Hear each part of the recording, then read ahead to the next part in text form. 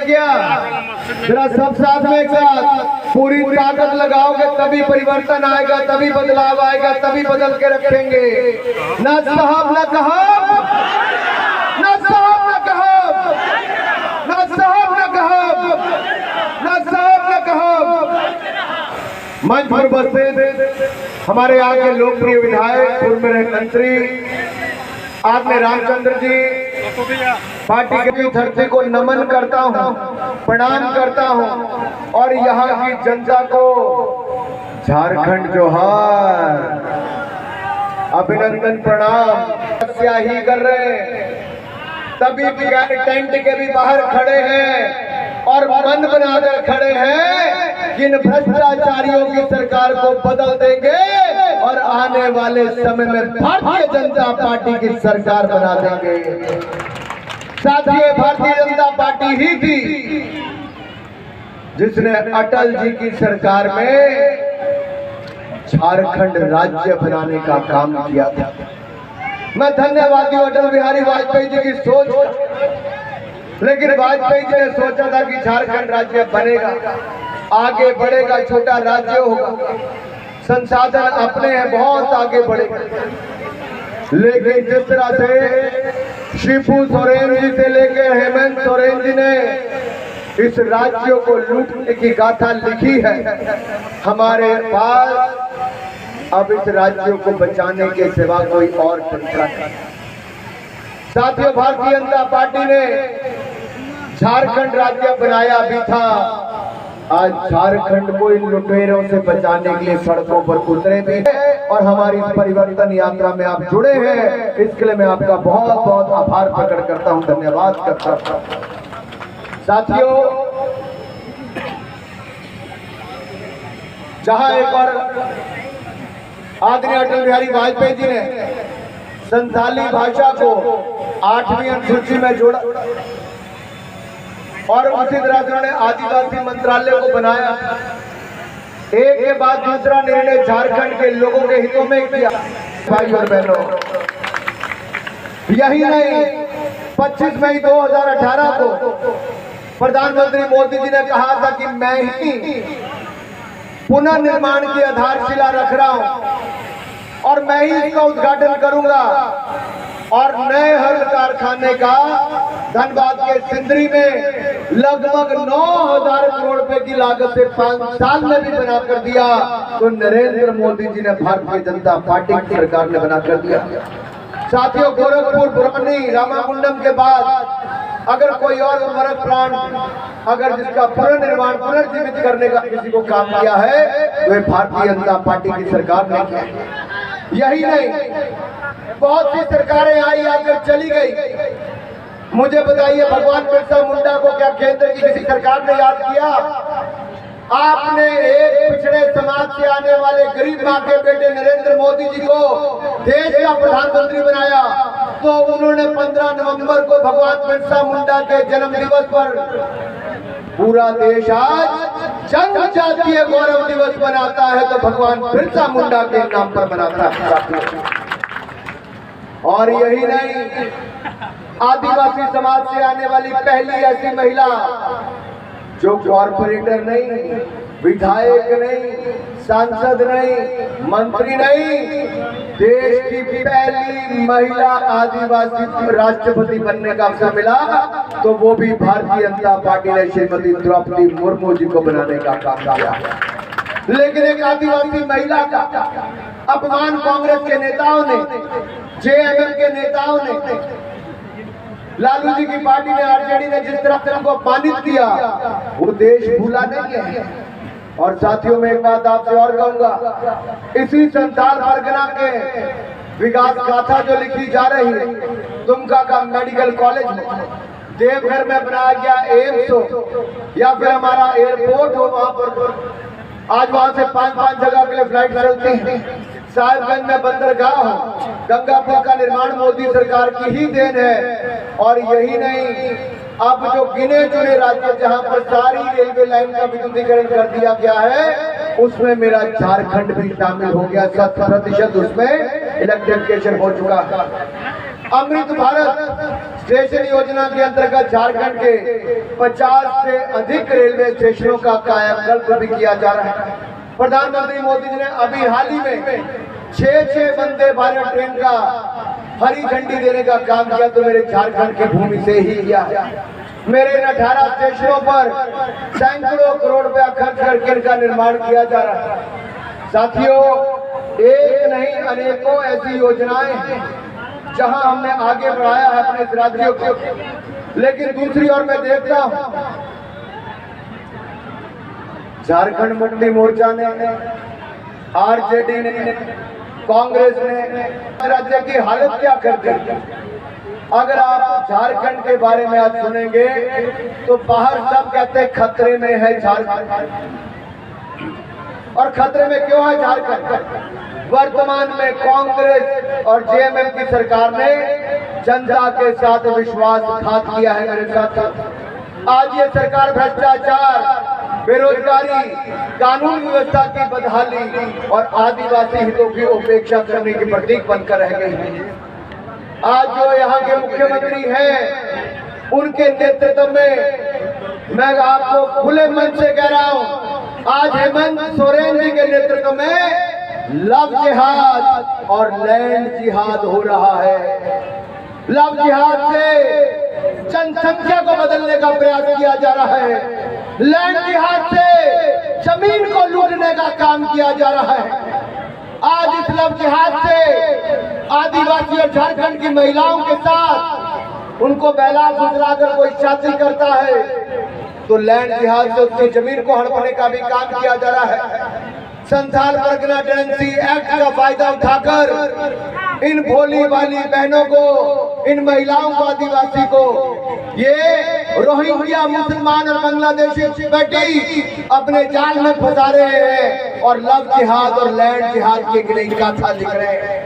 यहाँ की सरकार सोई हुई है और देखते ही देखते यहाँ पर जमीन पर सब कुछ बदल रहा। पिछले कुछ वर्षों में क्या स्थिति हो गई यहाँ पर? संथाल परगना में ट्राइबल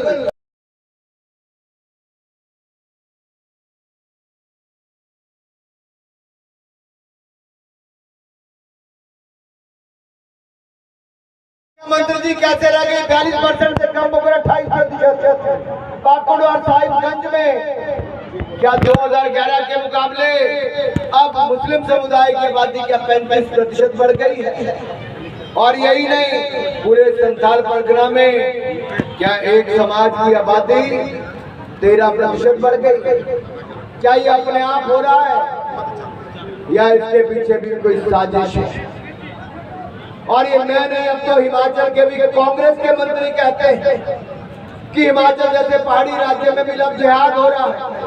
वहां भी फर्जी आई कार्ड पर 1 जनवरी की तारीख में हिमाचल प्रदेश में 1 जनवरी की तारीख में 200 में से 186 आधार कार्ड उसी नाम पे बन गए 1 जनवरी के जन्मतिथि। तो इसका मतलब सोची समझी साजिश है और कहीं ना कहीं पहचान पत्र न बन रहे हैं। सरकारें मिली हुई है, हिमाचल की कांग्रेस की सरकार हो या फिर झारखंड की कांग्रेस झारखंड मुक्ति मोर्चा की सरकार हो। इन्होंने विदेशी घुसपैठियों को, इन रोहिंग्या मुसलमानों को यहाँ घुसपैठ करने का मौका भी दिया और जब सरकार को हमने बार बार आवाज उठाई, सरकार नहीं जागी, तो हाई कोर्ट ने इसका संज्ञान लिया है और हाई कोर्ट ने संज्ञान लेते हुए कहा कि घुसपैठियों को चिन्हित करके वापस भेजना चाहिए। वापस भेजना चाहिए कि नहीं भेजना चाहिए? अरे मैं आपसे पूछता हूँ, घुसपैठियों को वापस भेजना चाहिए कि नहीं, कि पलामू की धरती पर कब्जा करने देना चाहिए? अरे साथियों, ये डेमोग्राफी बदल रहे हैं और ये घुसपैठिए जो है, अगर ये इसी तरह से ही काम करते रहे तो हेमंत सोरेन की सरकार ये जन कल्याण की सरकार नहीं, ये जिहादी कल्याण कर रही है। जिहाद की सोच रखने वालों को संरक्षण दे रहे हैं और ऐसी सरकार अगर ज्यादा देर तक बनी रहेगी तो आपको तो इन्होंने दिया कुछ नहीं। मैं पूछता हूँ यहाँ पर अपने युवा साथियों से, आपको कहा था 5 लाख नौकरियां देंगे, मिल गई क्या?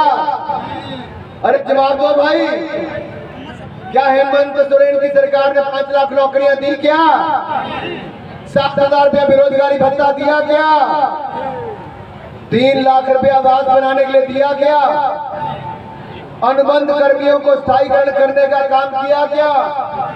1932 के खतियान के आधार पर नियोजन नीति बनाकर बहाली करने का वायदा पूरा किया क्या? अरे इनके 5 साल पूरे होने को आ गए, ये 5 तो छोड़िए, एक वायदा भी पूरा नहीं कर पाए। मेरी बहनों को 2,000 रुपया महीना देने की बात कही थी, 5 साल निकल गए, 1 महीना रह गया। तो अब सरकार जागी है, अब दिखावे के लिए किसी के खाते में 1,000 रुपया डाल दिया।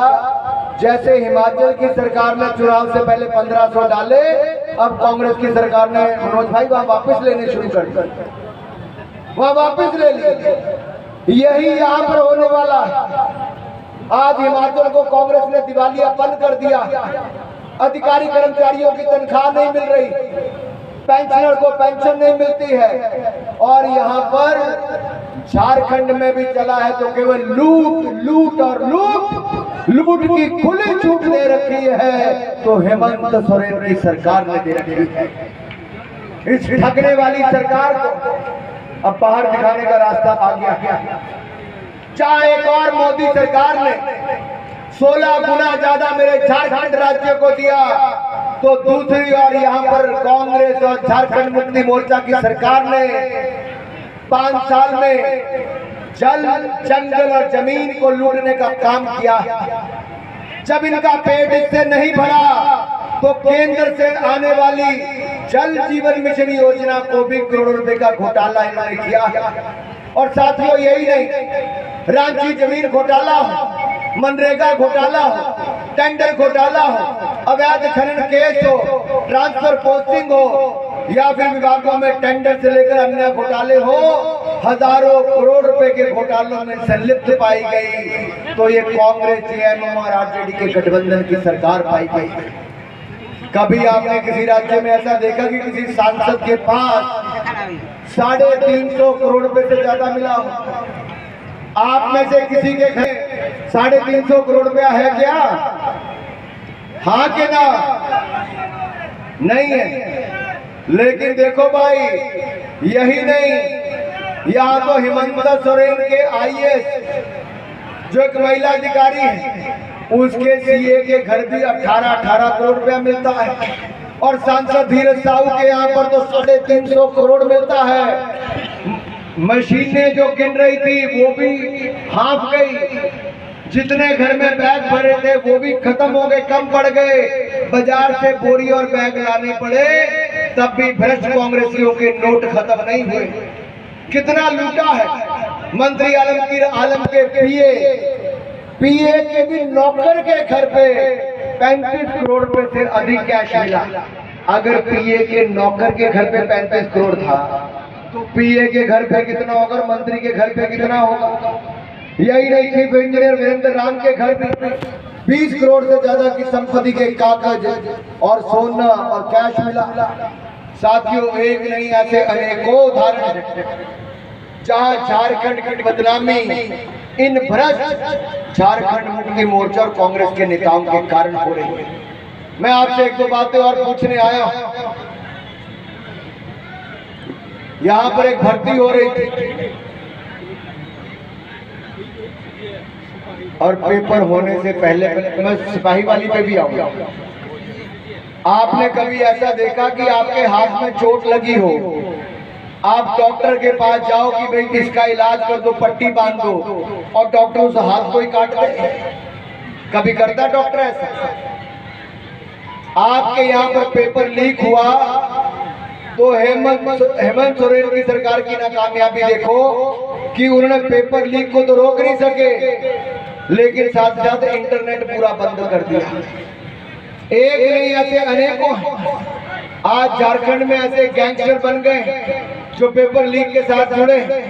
नीट के पेपर जो लीक हुआ, उसके गैंग भी यहाँ पर मिली झारखंड में एक जगह पे। ऐसे हमारे एसएससी का जो कंबाइंड ग्रेजुएट लेवल परीक्षा के पेपर लीक हुए, या फिर इसके बाद हमारे जो झारखंड स्टाफ सिलेक्शन कमीशन में जूनियर इंजीनियर के पदों की भर्ती हो या फिर हमारे दौड़ लगाने के लिए पुलिस में भर्ती करने की बात की गई, 17 नौजवानों की भाइयों बहनों की इसमें जान चलेगी, इसलिए दोषी कोई है तो हेमंत सोरेन और उनकी सरकार दोषी है। क्या 17 बच्चों का जीवन इनके परिवारों को वापस दे सकते हैं? अरे एक के बाद दूसरी ऐसी घटना ने दिखा दिया है कि झारखंड में कानून व्यवस्था चरमरा गई है। सरकार केवल लूटने में लगी है। सरकार का केवल एक ही सपना है कि जनता को, भोली भाली जनता को बड़े बड़े वायदे करना है और दिन रात एक करके लूट करने में लगे रहना है। साथियों, मौका आया चुनावों के समय, आप थोड़ा जागरूक हो जाइए। संथाल परगना के ही पाखुड़ में तारानगर हो, गोपीनाथपुर हो, गायबथान हो, यहाँ पर पुष्टिकरण इस हद तक पहुंच गई है कि यहाँ पर आदिवासियों को या स्थानीय झारखंड के लोगों को भी अपना घर दुकान बनाने के लिए मुश्किल आ रही है।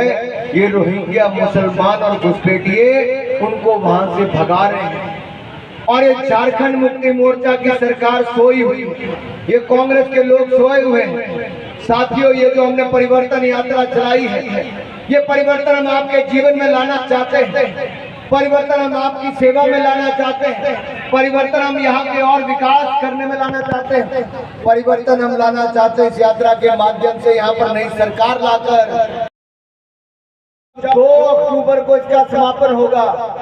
तो गांधी जयंती के अवसर पर मैं यही कहूंगा, गांधी जी स्वच्छता के लिए भी जाने जाते थे।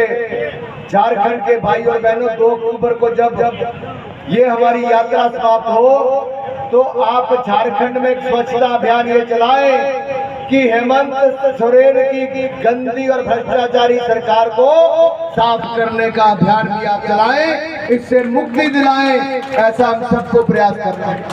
मुक्ति दिलाओगे नहीं दिलाओगे? अरे भाई, भ्रष्ट सरकार से मुक्ति दिलाओगे नहीं दिलाओगे? कमल का फूल खिलाओगे? साथियों, अभी लड़ाई लंबी है और जब मैं कहता हूं लड़ाई लंबी है तो मैं दूसरी तरफ ये भी बताना चाहता हूं कि हमने क्या किया।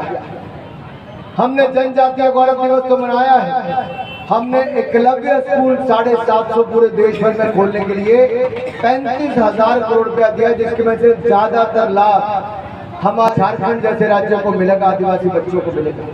30 लाख से अधिक आदिवासी बच्चों को हमने 18,000 करोड़ रुपए की स्कॉलरशिप छात्रवृत्ति दी। यही नहीं, वन धन विकास केंद्र स्वीकृति योजना के अंतर्गत लगभग 4,000 करोड़ रुपया 12 लाख आदिवासी भाइयों बहनों को दिए हैं।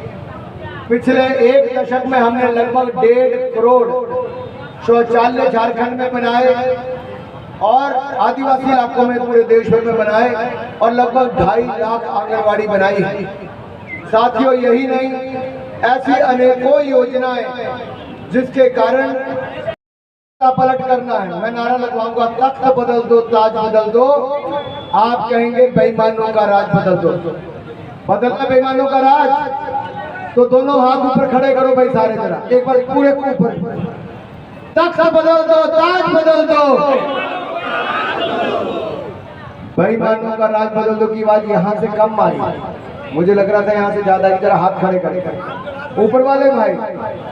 तख्त बदल दो, ताज बदल दो, तख्त बदल दो, ताज बदल दो, तख्त बदल दो, ताज बदल दो, तख्त बदल दो, ताज बदल दो, तख्त बदल दो, ताज बदल दो, तख्त बदल दो, ताज बदल दो, तख्त बदल दो, ताज बदल दो। झारखंड की बेटियों की अस्मिता भी लूटने से बच जाएगी। झारखंड के भाई और बहनों की जमीन बढ़ाने का मौका दिया। आप सब जुड़े।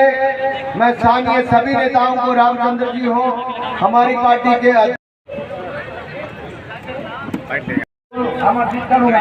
एक बात और कहना चाहूंगा, जब हेलीकॉप्टर उड़े